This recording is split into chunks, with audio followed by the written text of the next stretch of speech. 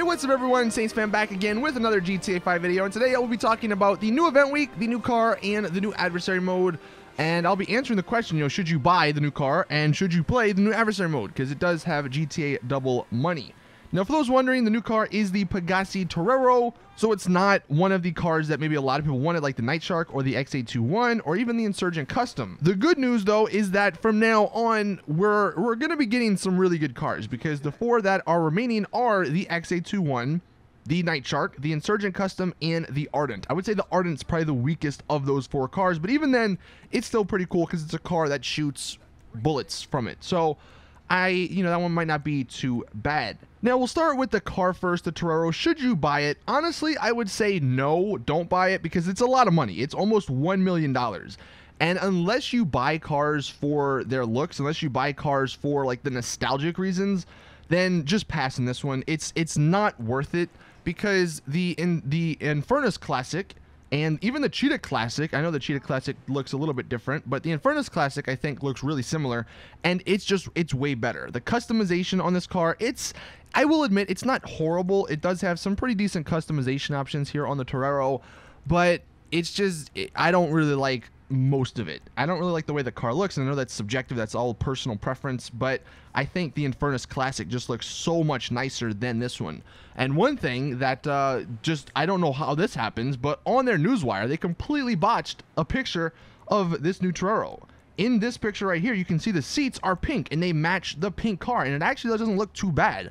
But in game, you can't do that. So I don't know why they're advertising something you can't do. They're making this look a lot better than what it is, because in game, there's only a primary color. There's no secondary, there's no trim, there's nothing else. I don't know if that was a mistake on their part, but at the moment, you can't change the color of the seats. So it's kind of unfortunate, because, like I said, that looks kind of cool. And I know a lot of people would probably like that if they did buy this car. But now, or right now at the moment, you can't do that. So that's something that, isn't, or you shouldn't expect. In terms of performance and handling, it's not that great. It's not anything special, at least. The handling is not very good, so if you're driving it around in free mode or something, or even in races, you're going to have a hard time. It does spin out a lot, and then in terms of performance, the Infernus Classic is just, it's better. I mean, the Turismo Classic is better, even the Cheetah Classic is better, so you're not going to be buying this for performance. So again, for $1 million, it doesn't really give you much unless you are buying a car for nostalgic reasons. If that's the case, then obviously everything else doesn't matter. But that's my opinion on the car. I would say pass until we get some of the better cars coming in the next few weeks. Now, the adversary mode, this one, it's horrible, all right? Maybe that's just my opinion, but if you've played any of this adversary mode, you would see how broken it is. I'm convinced that they must have not have tested this one. I mean, now granted, I did only play this one map, so maybe the other maps are different, but I would say they're not. Maybe they are. They are, let me know in the comments. But look at this gameplay. The entire point of this game mode, I guess, is to get the Juggernaut suit and then hold it as long as possible, and you get points, and I guess the most points wins. But what it comes down to is who can run to the freaking thing faster. It's so stupid, because whoever gets the Juggernaut suit first wins. Like, maybe one round out of all the rounds I've played, one team got the suit, and then me and the guy that was my teammate, we killed them, and then we took over the suit, and we got the point. But that's just because, we were good players, I guess, and we killed them because they weren't paying attention. But it's not a fun game mode, because 98% of the time, all you're doing is spawning, dying, spawning, dying, spawning. Oh, let's take a few shots, not doing anything, dying, because they have a freaking Juggernaut suit and a minigun, and it's not fun at all. Even with the double, they could freaking pay me quadruple the money, and I still wouldn't play this adversary mode. It's not that good, and it's unfortunate, because I've really enjoyed the last few adversary modes. The one that we had just last week, the Overtime Rumble, or 2 weeks ago, Overtime Rumble, was a blast. I really enjoyed that. Even the one before it, the one that was PvP, and I know I normally don't like PvP, I still had some fun in that one. You go on to find the briefcase and then battling everyone, because everyone was on the same level playing field. No one had a freaking minigun and a Juggernaut suit to kill you over and over again. So power mad, more like power bad. Okay, I'm sorry, that's stupid. But still, it's not very good.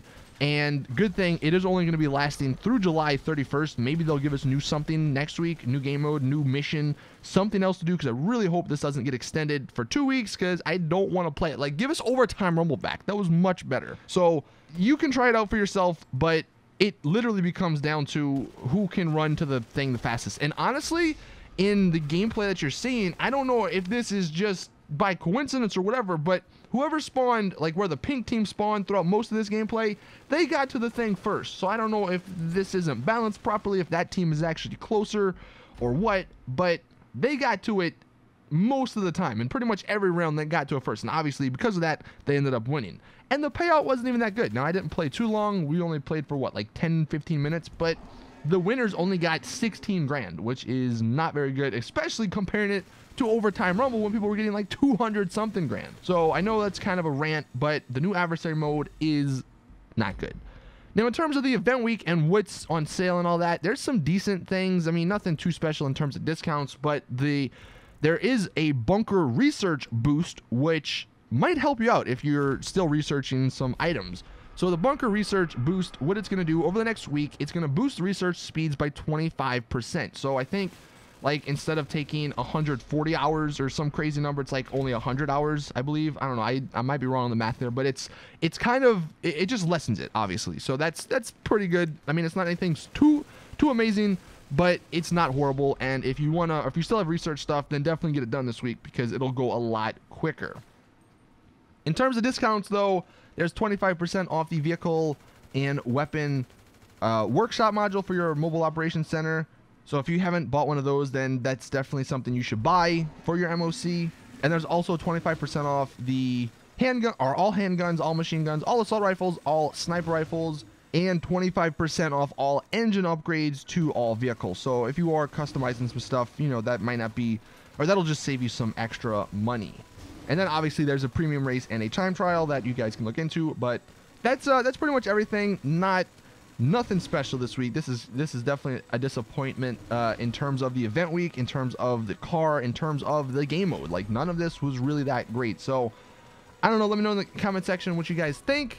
I may be doing a shark card giveaway on my Twitter. I don't know.